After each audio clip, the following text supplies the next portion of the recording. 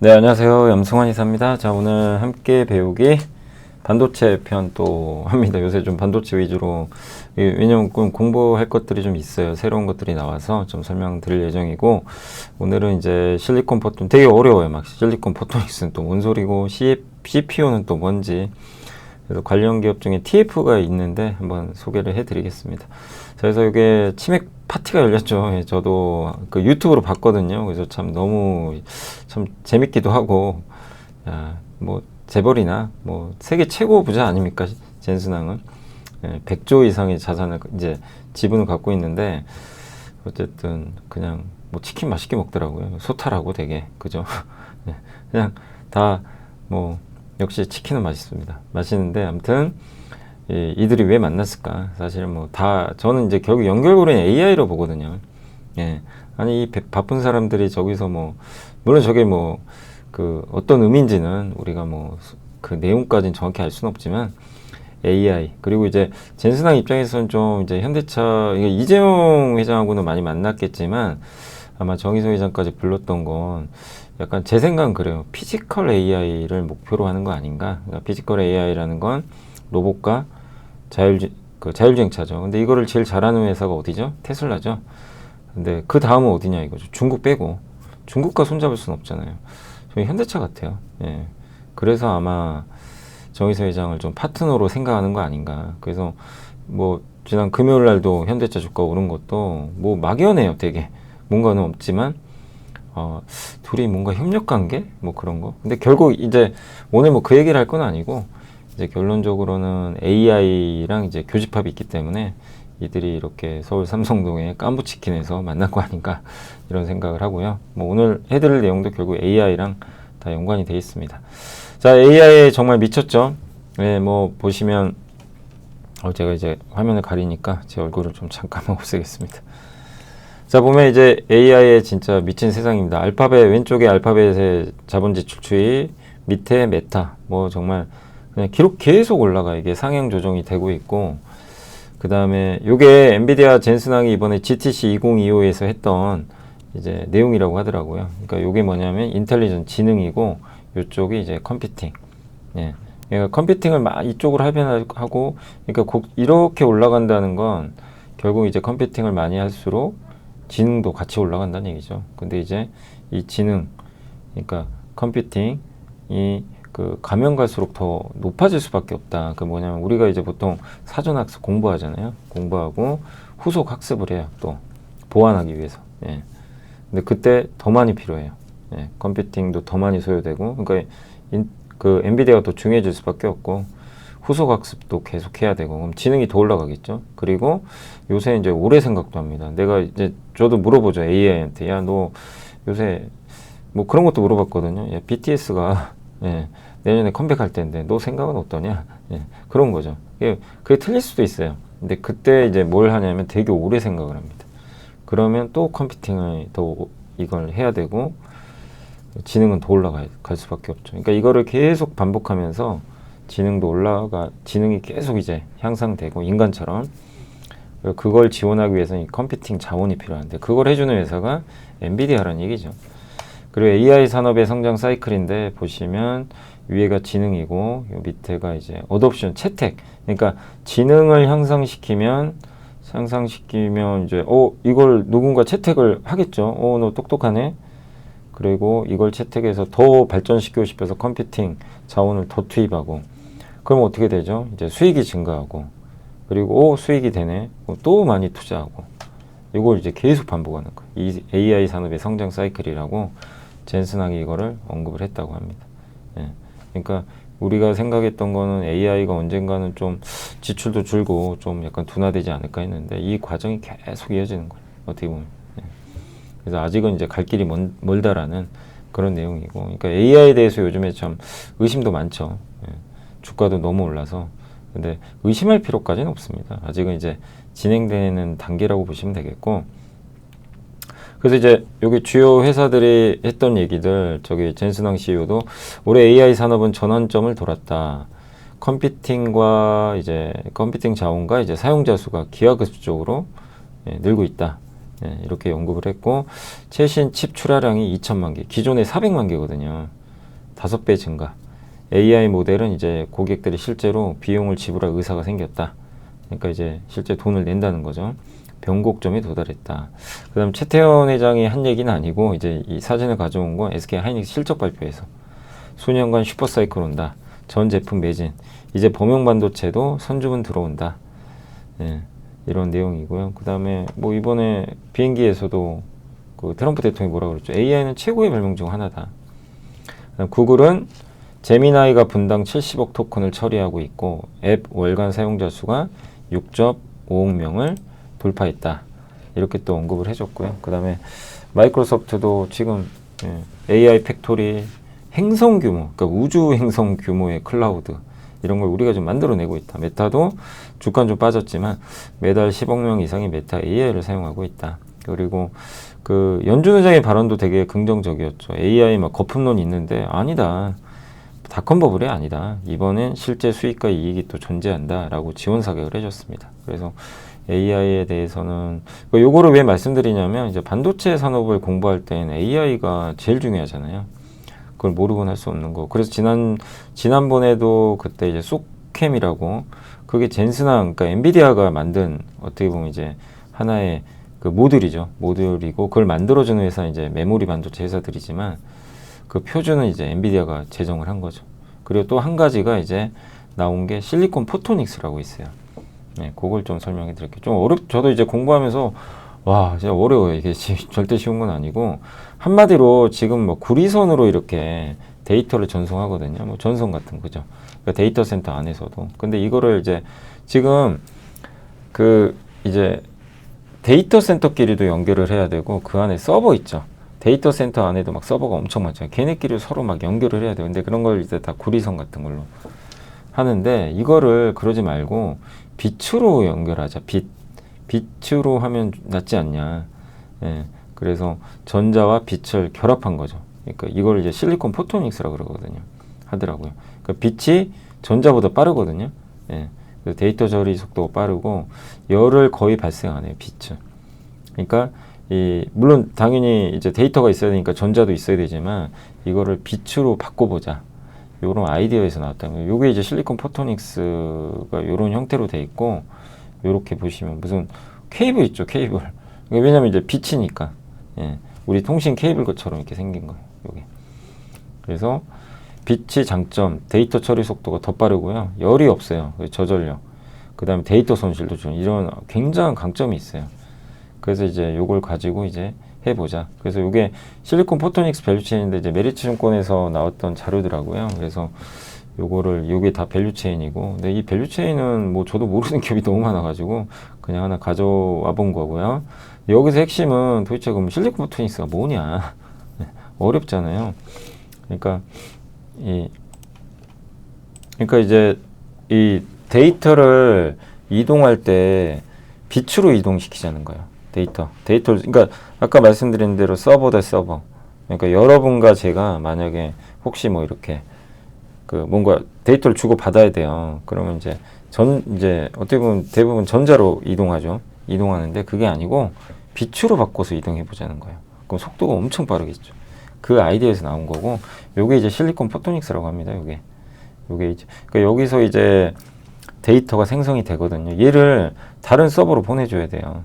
예를 들면 그러면 여기 있죠. PI. 그러니까 요 EIC가 뭐냐면 전기 회로, 이 전기 신호를 처리하는 거고, PIC가 이제 전기 신호를 빛으로 여기서 바꿔줘요. 광도파관, 뭐 반사기라고 하는데 얘가 여기서 바꿔줍니다. 예. 그리고 또 여기서 오는 거를 반대로 받아서 또 바꿔줘. 그러니까 전기 신호를 빛으로 바꿔주기도 하고 빛을 전기 신호로 바꿔준대요. 여기서. 예.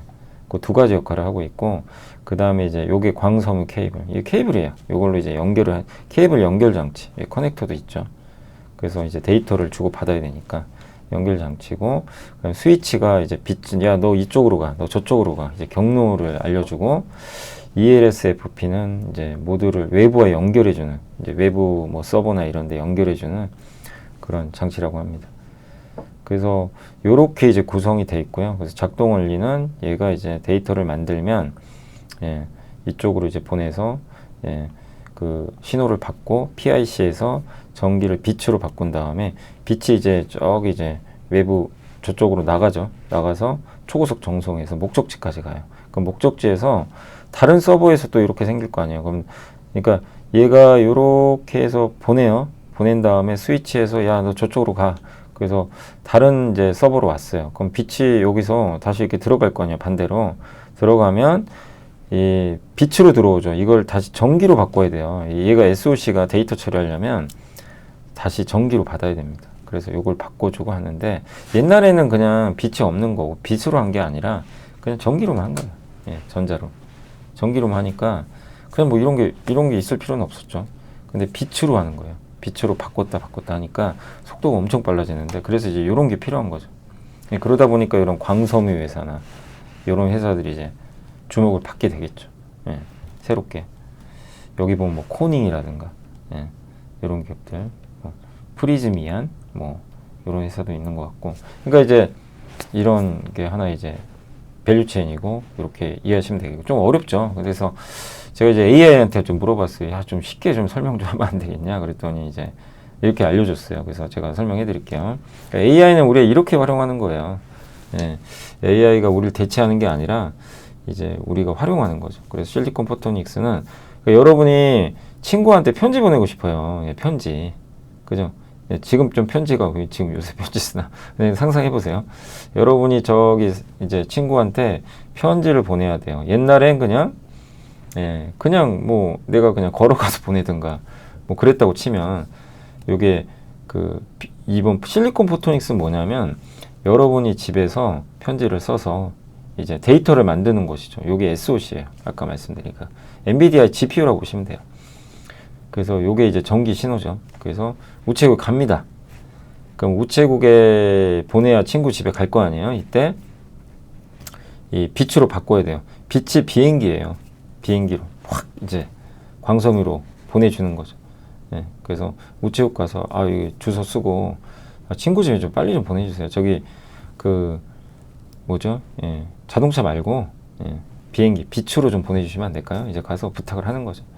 그래서 비용이 좀 더 나갈 수도 있지만 그래서 요게 우체국이 이제 전기를 빛으로 바꿔주는 거예요. 예, 그렇게 하고 비행기 싫어요. 비행기는 이제 이 빛을 받아서 광섬유입니다. 쫙 가는 거예요.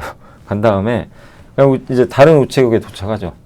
예, 저 먼데. 그러니까 뉴욕에 있는 친구가 저기 뭐 LA로 이제 보낸다고 치면 이제 LA 우체국에 딱 온 거예요. 그래서 여긴 또 뭘로 해야 되죠? 지금 빛으로 왔죠. 근데 빛은 빛으로 받을 수가 없어요. 이 친구가 편지를 바꿔줘야 돼요. 전기로. 예, 편지를 몰린 거예요. 그러면. 그래서 다시 전기로 우체국에 바꿔준 다음에 친구 집에 보내줍니다. 그래서 친구가 그 데이터를 받아서 또 처리. 예, 어떤 건지 아시겠죠?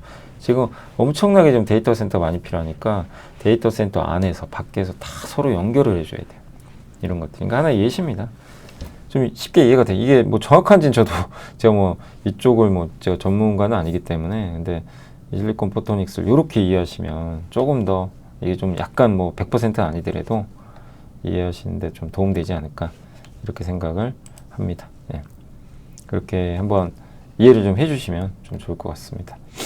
자, 그리고 이제 실리콘 포토닉스 그러면 장점 뭐냐? 예, 아까 말씀드렸잖아요. 일반 반도체랑 실리콘. 여긴 전자로 이동하고 여긴 빛으로 이동하죠. 엄청 빠르고 전력 소비 적고요. 예, 그 다음에 여기 발열도 적고 예, 전송량도 훨씬 많대요. 제조 방식은 근데 반도체 만드는 거 똑같아요. 그러니까 기존 방식 그대로 만들어요. 이 실리콘 포토닉스. 근데 비싸죠. 아까 말씀드렸죠. 예, 조금 비싸요. 비행기를 타야 돼요. 그죠? 좀 비쌉니다. 데이터 전송 속도가 800GB, 기존 전자회로보다 소비 전력이 적고 냉각 비용도 적고 그러니까 모든 면에서 다 좋아요. 사실 손실도 적고 대용량 데이터 만들기도 어쨌든 호환성이 있죠. 기존 반도체 공정에서 만들면 되니까. 그리고 대규모 AI 시스템 구축이 엄청 빠른 속도로 이게 이 데이터들이 왔다 갔다 할 거 아니에요. 뭐 얼마나 좋겠어요. 100만 개. 그래서 엔비디아의 그 젠슨이 뭐라고 했냐면 100만 개 이상의 GPU를 연결할 수 있다. 이걸 하면 자기 목표는 그거거든요. GPU끼리 서로 연결해야 돼요. 막 엄청나게. 예, 그러니까 제가 편지를 보내야 되는데 100만 개의 친구랑 막 편지를 뭐 정말 빠른 속도로 주고 받아야 되는 거예요. 예, 그렇게 생각하시면 돼요. 그래서 이제 장점이 굉장히 많고, 이 실리콘 포토닉스는 어쨌든 AI 시대의 필수 기술입니다. 예. 그래서 초고속 데이터 전송과 저전력 연산이 필수적이니까, 그래서 처리해야 될 데이터가 엄청 늘고 있잖아요. 이 데이터들을 초고속으로 처리를 해야 되기 때문에 이 실리콘 포토닉스 필요하다. 이 관련된 기업은 이제 인텔이 원래 이걸 처음 상용을 했대요. 참 인텔이 요즘에 존재감은 없지만, 그리고 요 실리콘 포토닉스를 만들어주는 회사는 이제 TSMC, 삼성전자는 27년도에 상용화 계획돼 있고, 엔비디아는 이제 차세대 반도체 기술로 낙점을 하고 여기에 이제 집중 좀 투자를 할 것 같습니다. 그래서 엔비디아는 전자회로와 광통신의 융합을 대규모로 달성했다. 실리콘 포토닉스를 스위치에 직접 통합함으로써 엔비디아는 하이퍼스케일과, 그러니까 초고성능 서버죠, 엔터프라이즈 기업형 네트워크의 한계를 깨고 100만 개의 GPU로 연결하는 AI 팩토리의 문을 이제 열고 있다라고 이렇게 생각하시면 좋을 것 같습니다. 그래서 엔비디아가 일단 요거를 주도를 하고 있다라고 보시면 되겠습니다. 자, 그리고 이제 근데 요거는, 요 그래프는 제가 지난 시간에도 그 소캠 설명할 때 한번 보여드렸던 거죠. AI 데이터 센터 내에서 이게 요게 이쪽에 있는 게 서버잖아요. 서버끼리 병목 현상이 너무 많아요. 왜냐면 데이터가 너무 많으니까 병목이 생겨요. 지금 토큰, AI가 글을 읽고 쓰는 기본 글자 블록이거든요. 이 더가 1.3 토큰 정도 된대요. 근데 토큰 수가 2배 증가하면 메모리가 4배 증가합니다. 그래서 요새 메모리가 난리가 났죠. 그러니까 뭐 삼성 하이닉스가 급등한 거죠. 요 토큰 수예요. 그냥 미친 듯이 증가하죠. 예. 이렇게 많이 증가했어요. 이제 경단입니다. 경단이 조단위가 아니라. 그래서 AI 파라미터 토큰 수가 최근 몇 년간 기하급수적으로 증가하고 있고, 데이터 트래픽이 폭증하고, 그래서 이 서로 간에 병목 현상이 생긴대요. 서로 이제 데이터를 주고받을 때. 그래서 인터커넥트 서로 연결하는 거잖아요. 그래서 GPU, CPU, 메모리 스토리지, 서버렉 간 데이터. 이거를 이렇게 병목 현상 해결하는 방법이 아까 말씀드린 빛으로 이동해주는 그 실리콘 포토닉스가 있다라고 생각해 주시면 될 것 같고, 그 다음에 요게 엔비디아 블랙엘을 스케일업하고 스케일아웃은 옛날에 한번 설명해 드렸는데, 뭐냐면 이제 스케일업은 엔비디아 GPU를 72개를 쌓는 거예요. 이렇게 쌓는 거고, 그걸 스케일업 위로 올린다. 그래서 기존에 요게 8GB 램과 CPU가 4코어였다면 이거 얘네를 72개 합친 거잖아요. 그럼 이렇게 성능이 올라가요. 예. 여기에 또 대용량 저장 장치도 필요합니다. 그러니까 메모리한테 되게 좋아요. 그리고 오른쪽은 이렇게 72개로 연결한 얘 서버 하나를 서버끼리 또 연결하는 거, 확장해서 병렬, 이게 바로 스케일 아웃입니다. 서버 1, 서버 2에서 얘를 다 연결한 거예요. 예. 그러면 훨씬 더 성능이 좋겠죠. 요게 이제 그거예요. 스케일업 바꾼 거. 예. 엔비디아 GB200, NVL 72는 이제 72개를 쌓은 거죠. 여기 다 구리선으로 돼 있죠. 이렇게. 예. 그런 거죠. 그래서 이렇게 다 연결해서 확장을 하는데, 근데 이제 이거를 정말 빠른 속도로 연결하고 싶은 이제 욕심이 드는 거죠. 그래서 이제 실리콘 포토닉스 필요하다. 데이터 센터는 AI 연산부와 증가 위해 스케일업과 스케일아웃 전략을 구사한다. 만약에 이거 엔비디아 칩 하나하나씩만 그냥 연결한다고 생각했어요. 그 뭐 완전히 비효율적이죠. 이렇게 하면 이제 훨씬 성능이 올라가요. 근데 기존 구리선 데이터로, 지금 구리선이잖아요. 전송거리 증가 따라 신호 손실과 전송 지연이 발생해요. 연산 효율이 떨어지고 구리선 저항 따른 발열도 있어요. 그래서 실리콘 포토닉스를 이용하자. 근데 실리콘 포토닉스를 하기 위해선 CPU가 필요해요. 여기서 이제 CPU로 넘어갑니다. 네. 그게 패키징 기술이에요. 네, 한마디로. 그래서 CPU는 코 패키지드 옵틱스라고 하는데, 이거를 활용하기 위한 패키징. 그러니까 우리가 그냥 반도체 하나는 못 써요. 반도체 하나는 쓸 수가 없어요. 근데 반도체를 기판에 딱 부착시켜 쓰는 거잖아요. 그런 거예요. 실리콘 포토닉스도 하기 위해선 이렇게 패키징 기술이 들어요. 기존 방식은 플러그형 방식이래요. 요게 왼쪽에 GPU, 구리배선으로 해서 PCB를 통해서, 그 다음에 끝쪽에 이제 광학 트랜시버가 있어서 맨 끝쪽에, 그래서 여기서 이제 서로 데이터를 주고받는다. 그래서 이게 전기 경로가 너무 길어요. 이렇게. 예, 전력 소비도 막 구리선으로 하고. 근데 CPU 방식은 뭐냐면 여기 이제 나와 있지만 실리콘 포토닉스 기반, 네, 그 실리콘 포토닉스 있죠. 그걸 광학 엔진이라고 하거든요. 그거를 바로 옆에 붙여버려요. 이렇게. 예, 이런 식으로. 바로 옆에. 그러면 어떻게 돼요? 그러니까 아까 앞으로 좀 가볼까요? 여기 요 옆에다 붙여버린 거잖아요. 여기 실리콘 포토닉스. 보이시죠? 아까 요거. 예. 바로 옆에 붙인 거예요. 근데 기존에는 물론 실리콘 포토닉스 아닌 경우는 좀 멀어요. 여기서 여기까지가. 예. 근데 얘는 바로 옆에 붙여버린 거죠. 그리고 그래서 완전히 초단거리로 전기를 연결을 합니다. 신호 손실 최소화, 데이터 전송 속도 증가. 그러니까 요걸 하기 위한 실리콘 포토닉스를 구현하기 위한 패키징 방법이다 라고 보시면 되겠습니다. 그러니까 기존에는 광학 트랜시버는 이게 데이터를 전송하는 장치죠. 예. 그러니까 뭐 이렇게 광학 트랜시버 같은 건 이제 변환해 주는 거죠. 예. 트랜시버 뭐 빛을 뭐 전기를 비추. 근데 그거를 예전 방식은요. 저 끝에 놨대요. 끝에. 맨 그 기판 끝에. 근데 그게 아니라 얘랑 이 GPU, 그러니까 집과 우체국을 그냥 바로, 그러니까 집 옆에 바로 우체국이 붙어 있는 거예요. 그냥 집 나가자마자 우체국 있네. 이제 약간 이런 느낌이죠. 그렇게 이제 도시 구조를 설계를 해버린 거죠. 그래서 요 시장 규모가 20조 원에 달한다고 하고요. 그러니까 칩 근처에 패키징하는 기술이다. 전송 속도가 100배, 그러니까 기존 대비해서 이렇게 높다고 합니다. 전력 효율도 3.5배 이렇게 된다라고 보시면 되겠고, 요게 이제 여기 보시면 요 밑에 있는 게 위에가 기존 방식이에요. 위에가 기존 방식이고, 요 트랜시버 광섬 이제 뭐라 그러죠? 이거 광학 트랜시버. 용어가 어려워서 광학 트랜시버가 바깥에 빠져 있죠. 그죠? 예. 근데 얘는 안으로 넣어버렸죠. 예. 바로 붙여버린 거예요. 예. 속도가 엄청. 요거를 이제 CPU라고 생각하시면 좋을 것 같습니다. 그럼 CPU가 왜 필요하냐? 예. 아까 말씀드렸지만 전력 효율이 3.5배. 예. 그 다음에 신호 무결성 63배. 전기 경로 단축 10분의 1. 레인당 전송 속도 200기가 이상. 예. 플러스가 되는 거고. AI 모델 폭증하고 너무 데이터 많고 데이터 병목, 구리선의 한계 이런 것들을 이제 다 커버하기 위한 거고. 그래서 이런 CPU 기술 관련 개발 회사들이 이렇게 엔비디아, 인텔, 브로드컴, AMD고요. 이 회사들이 이런 것들을 지금 하고 있어요. 예. 인텔도 하고 있고 브로드컴도 예. 사업을 하고 있고 AMD도 요 CPU와 관련된 이제 사업을 하는 회사들이라고 생각하시면 되겠습니다.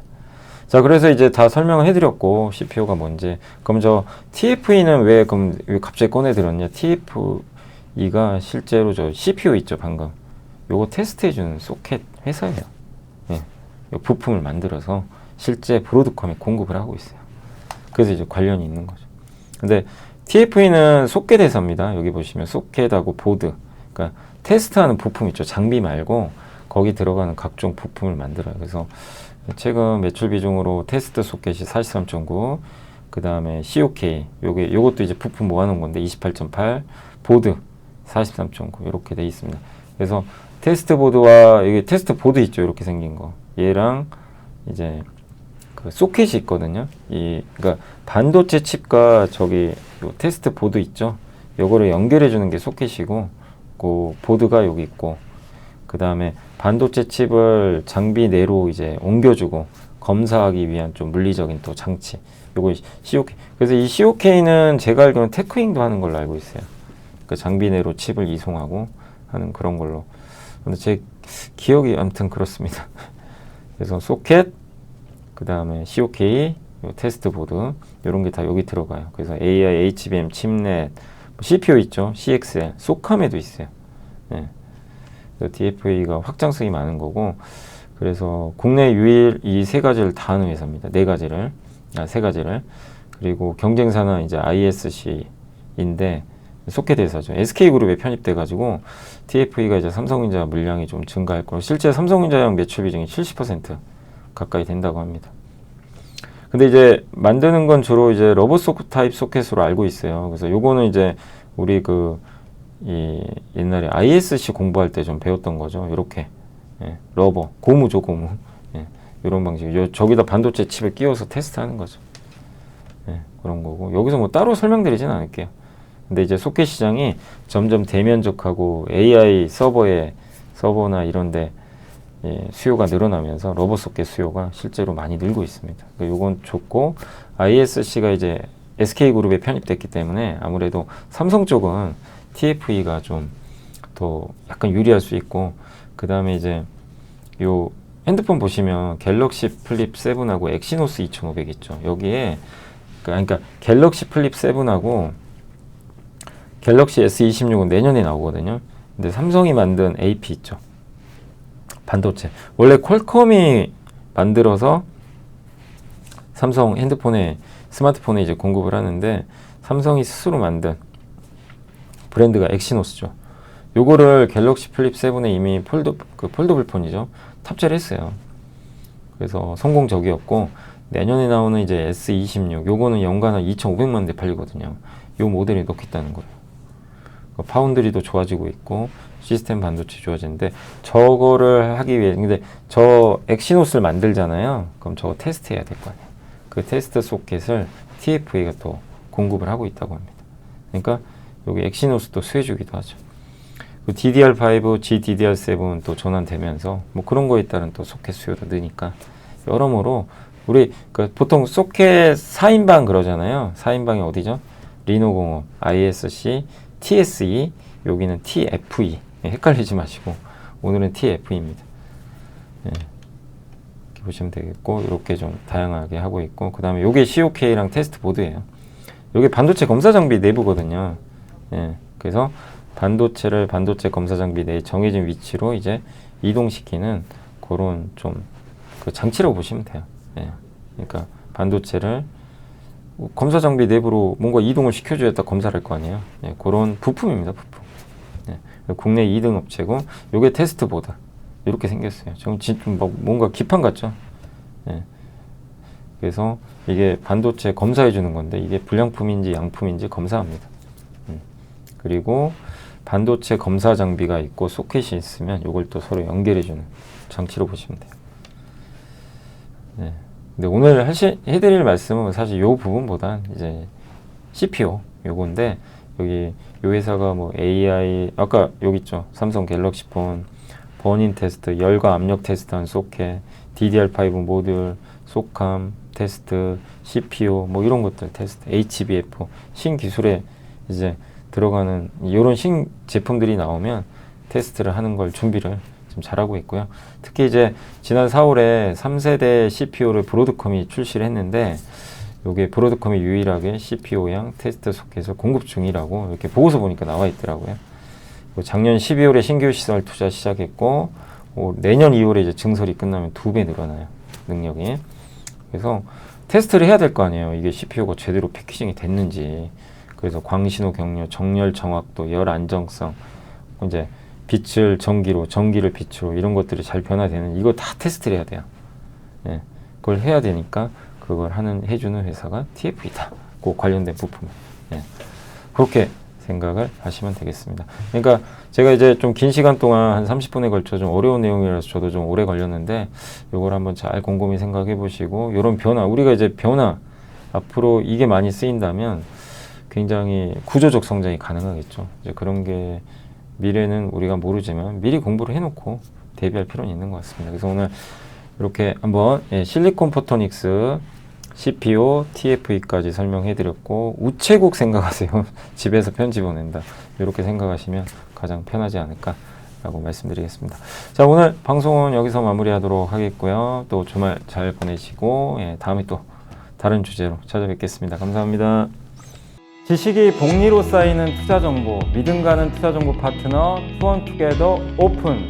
투원투게더란 LS증권에서 제공하는 서비스로 투자자들에게 다양한 정보를 빠르고 정확하게 전달하고, 모든 투자자의 성공 투자를 함께 하기 위한 투자정보 컨텐츠 서비스입니다.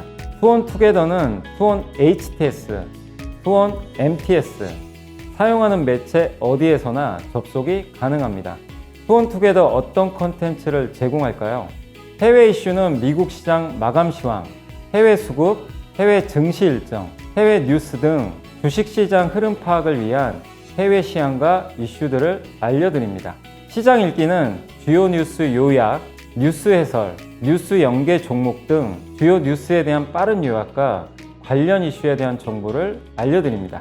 종목 톡톡은 수급 특징주에 대한 분석과 투자 아이디어, 실적 속보 등 종목에 대한 다양한 정보를 알려드립니다. 보고서장은 리서치센터에서 발행하는 보고서, 모닝미팅, 공시, 그리고 증권사별 종목에 대한 요약 정보를 알려드립니다. 주식 배우기는 함께 배우기, 투자 상식 등 투자자들이 알아야 할 전문 지식과 투자 칼럼 및 자료에 대한 정보를 알려드립니다. 투원투게더와 함께 성공 투자를 만들어 보세요.